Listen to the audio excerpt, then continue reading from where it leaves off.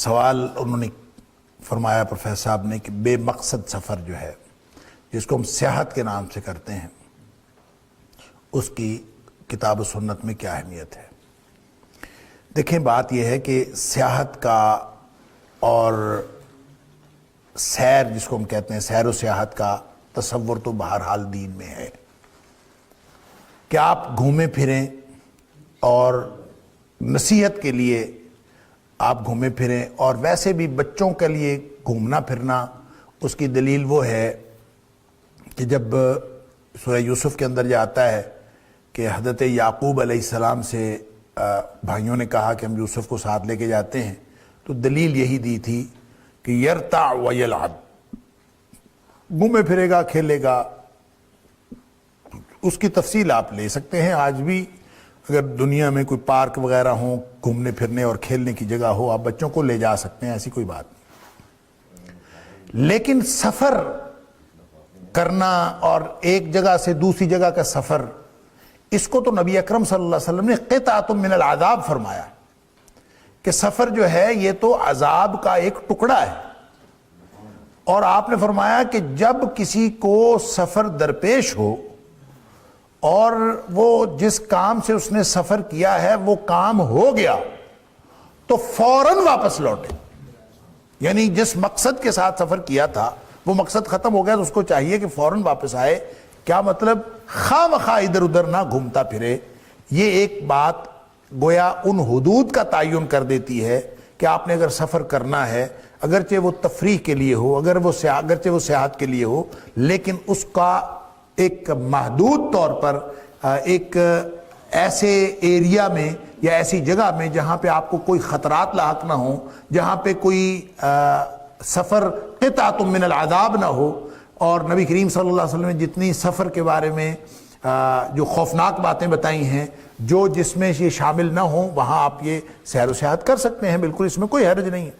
اس کے لیے تو قرآن نے واضح طور پر ایک بات فرمائی ہے کہ وَلَا تُلْقُوا بِأَيْدِيكُمْ إِلَى التَّهْلُكَةِ۔ بھئی ٹھیک ہے آپ سیر و سیاحت کریں، اس شریعت کی اس میں گنجائش ہے، آپ اپنے بچوں کو تفریح کے لیے لے جائیں، لیکن جس تفریح کے اندر ہلاکت کا امکان ہو وہ تفریح نہیں ہوتی۔ آپ 1% بھی جہاں نقصان کا خطرہ ہو تو وہ تفریح نہیں ہوتی، نقصان ہے، وہ تو ایڈونچر ہے۔ جب آپ ایڈونچر کرتے ہیں تو اس میں جان جانے کا بھی خطرہ ہوتا ہے۔ لوگ یہ جو کو پیمائی کرتے ہیں بڑی مطلب ایک جان جوکھوں میں ڈال دینے والا کام ہے، لیکن اس میں وہ جہاں تک آپ ایک کو پیمائی کریں،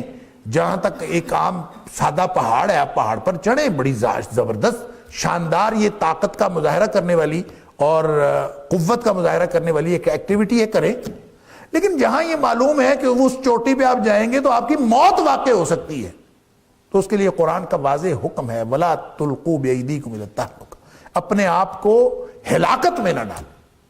اور ہمیں جب پتہ چلتا ہے کہ معاملہ ہلاکت والا ہے ہم بھاگ کے جاتے ہیں کہ جناب ابھی تو مزہ آئے گا ہلاکت میں۔ جب بھی کوئی ایسی سچویشن ہوتی ہے تو شریعت نے بہت ہی متوازن ہدایات دی ہیں، بہت متوازن شریعت کا تصور ہے۔ اس لیے سیر و سیاحت، یہ اس واقعے کو دیکھ کر یہ کہنا کہ سیر و سیاحت ہی شریعت میں منع ہے اور یہ منع ہونی چاہیے، ایسی کوئی بات نہیں ہے، یا یہ کہنا کہ ان میں کوئی حرج نہیں ہے، تو اپنی عقل سے کام لینا، جو اللہ تعالیٰ نے عقل دی ہے اس عقل سے کام لے کر سارے معاملات کو دیکھ کر جہاں 1% بھی خطرے کا امکان ہو وہاں پہ سیر و سیاحت نہیں ہوتی۔